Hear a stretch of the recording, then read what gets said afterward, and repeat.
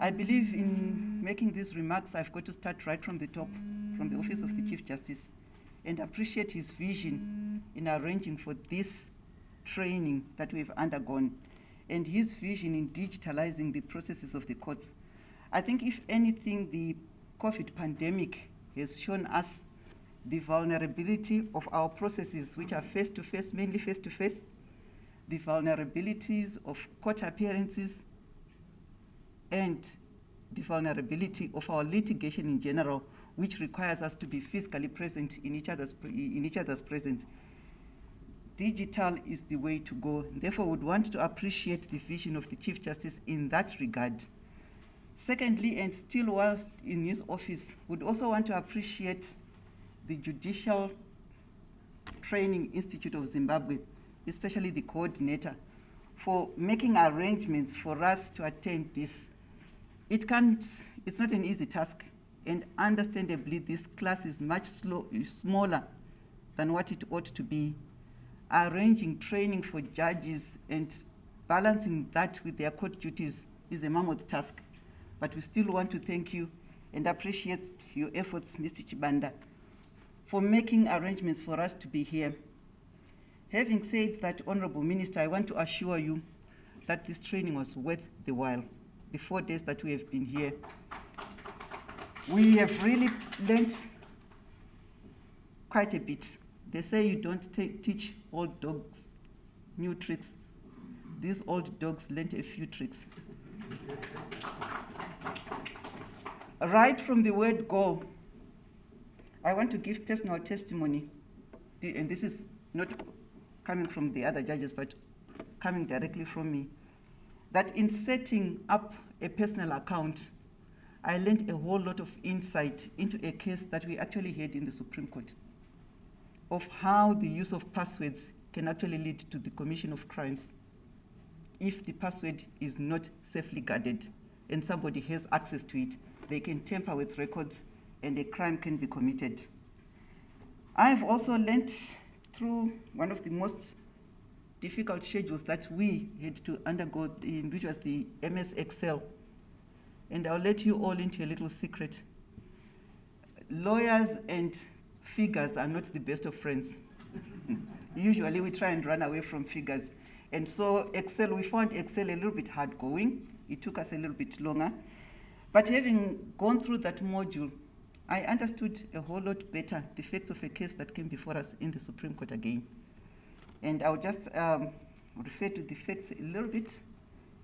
This was somebody who was in charge of the payroll of a big organization.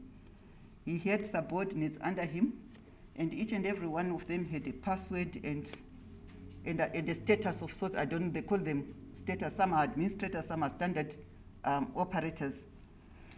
And so the payroll would start from the bottom. Somebody would prepare the schedules for lodging with the bank, and they would pass through his office for him to verify and then send over to the bank. Now, when they came to the office, this was a big organization. He just deducted $2 from each employee's salary, created a fictitious account, and credited that account with the total amount deducted. And you are talking of 64,000 employees. So you can calculate how much he deducted, just $2. And his idea was that you would not be able to pick up that $2 had been deducted from your salary. It went on for the first month. He was successful.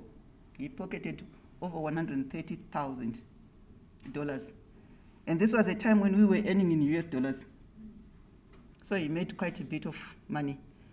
He tried it the second month, and there was one employee who just got concerned that, look, I budget my money to the last penny. Last month, I missed $2. This month, again, I'm missing $2.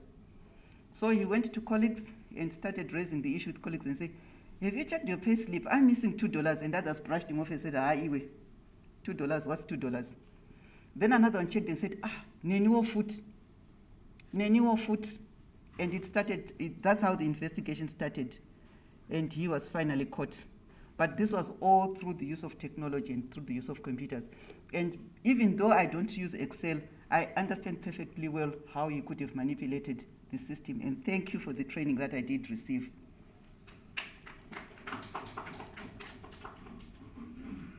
I would want Minister to not to end this short address without mentioning the 2 trainers that you gave us. Miss Masiga, I'm only learning a name now. We didn't call her Miss Masiga, we called her Paida. And I call her affable Paida, unflappable Paida. And she was always at our beck and call. She did not laugh at our silly mistakes. When our computers froze, when the mouse could not behave or disobeyed us, she was there to make it obey us. Thank you so much, Paida, for your attention, and well done. Last but not least, Miss Matairi, with the patience of a saint, as we are going through our work, calm and collected is how I would describe it. Very calm and very collected. Good time management. And as you took us through the modules, you could not have given us better trainers, Honorable Minister, and we are really, really grateful for that.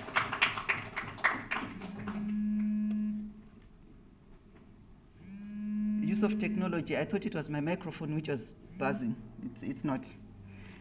Having assured you, Honorable Minister, that we did learn a lot, maybe the last request that we could make is that we keep on having these courses time and again, because, as I said, if you learn a trick and you don't use it, you are likely to forget it. I thank you.